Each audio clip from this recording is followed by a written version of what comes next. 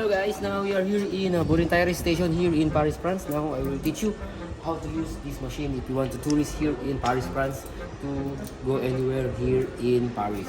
Now, well, the first one guys, I will teach you. So you put English, then English.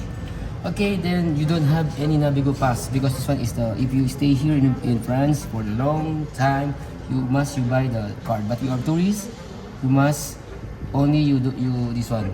Don't have any pass, only this one touch here. Okay. After that, the ticket.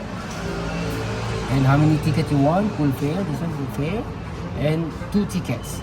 Okay, then validate. After you validate it, you enter your money.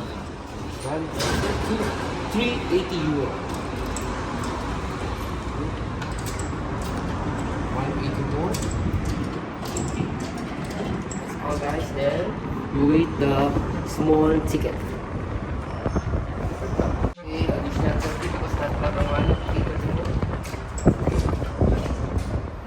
Okay, enough. And then you do want receipt? Yes, I need the receipt. Waiting for my tickets. Okay. This is a good ticket guys, and I'm waiting for my change. Okay. I get the change ready. This is the way going to the change. That's all guys. Do that. This ticket you put inside the entering machine. Okay guys. Okay. Okay. Just put here and then you take. That's all guys.